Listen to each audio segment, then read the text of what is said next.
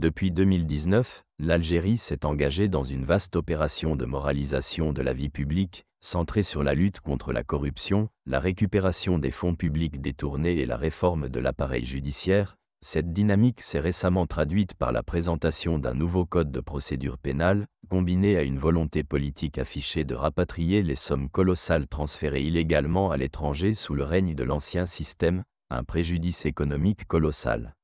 Sous l'ère de l'Aïssaba, nom donné à l'ancien réseau de pouvoir accusé de prédation économique, des milliards de dollars appartenant au peuple algérien ont été illégalement détournés, des dizaines de procès retentissants ont visé d'anciens hauts responsables de l'État, des ministres, des hommes d'affaires influents et des patrons de groupes économiques accusés de malversation, blanchiment, trafic d'influence ou dilapidation de deniers publics. Si la justice a condamné nombre de ces accusés à de lourdes peines, le recouvrement des fonds reste un défi majeur. En effet, une large part des avoirs détournés a été transférée à l'étranger, complexifiant leur restitution en raison du secret bancaire, des structures offshore opaques et du manque de coopération internationale dans certains cas.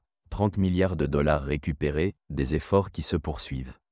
Malgré ces obstacles, le président Abdelmadjid Tebboune a annoncé la récupération de plus de 30 milliards de dollars en biens mobiliers, immobiliers, unités industrielles et liquidités. Ces résultats, fruits d'un travail judiciaire rigoureux et de la coopération de plusieurs pays européens, s'inscrivent dans une stratégie de long terme. Le chef de l'État a assuré que le travail se poursuit pour récupérer l'ensemble des biens dissimulés à l'étranger, précisant que plusieurs pays européens ont exprimé leur disponibilité à coopérer activement. Cette démarche s'est accompagnée de la mise en place d'un fonds spécial destiné à accueillir les avoirs recouvrés et confisqués, en vertu de décisions de justice. En outre, un comité d'experts, en coordination avec les représentations diplomatiques algériennes, a été constitué pour superviser le processus de recouvrement à l'international. À ce jour, 150 délégations rogatoires ont été émises, illustrant l'ampleur des enquêtes menées à l'échelle mondiale, un nouveau cadre juridique pour accélérer la restitution. Pour renforcer ce processus, le ministre de la Justice, Lotfi Boudjema, a présenté le 22 avril 2025 un nouveau projet de code de procédure pénale devant l'Assemblée populaire nationale. Ce texte introduit des mesures alternatives aux poursuites pénales, notamment à l'encontre des personnes morales, dans le but de prioriser la restitution des fonds détournés plutôt que de s'en tenir exclusivement à des sanctions pénales. L'une des dispositions phares du texte consiste à permettre le report des poursuites en cas de restitution volontaire des fonds ou de leurs équivalents, en contrepartie du paiement intégral des montants dus au trésor public. Cette approche pragmatique vise à inciter les personnes impliquées à collaborer, tout en allégeant les procédures judiciaires, des innovations pour renforcer l'efficacité judiciaire. Le texte comporte également plusieurs innovations structurelles.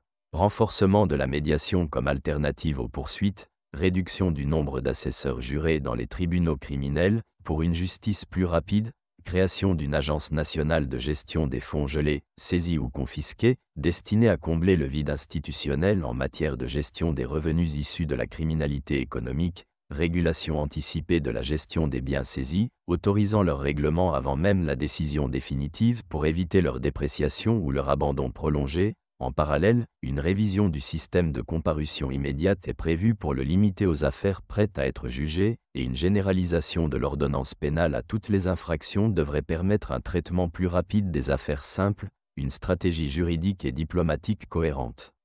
Selon Mihind Ben Miloud, avocate à la Cour suprême, l'Algérie bénéficie d'un cadre juridique robuste, renforcé par les conventions internationales, notamment la Convention des Nations Unies contre la corruption, ratifiée par Alger. Ces instruments juridiques offrent un droit à la restitution, que l'État algérien active désormais via des mécanismes institutionnels et diplomatiques coordonnés. Cependant, l'experte souligne que certains pays, en raison de leur secret bancaire ou d'une législation permissive sur les sociétés écrans, restent réticents à coopérer pleinement. L'absence de transparence et le manque d'échange d'informations fiscales représentent des défis de taille pour les autorités algériennes.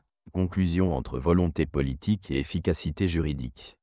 La lutte contre la corruption en Algérie entre dans une phase plus mature, où la rigueur judiciaire se combine à une approche législative moderne et à des efforts diplomatiques soutenus. La création d'un arsenal légal favorisant la restitution effective des fonds, tout en garantissant les droits fondamentaux, marque une rupture avec les pratiques du passé. Si la tâche est encore immense, l'Algérie semble déterminée à ne plus tolérer l'impunité, à protéger ses ressources économiques et à restaurer la confiance du citoyen dans les institutions publiques.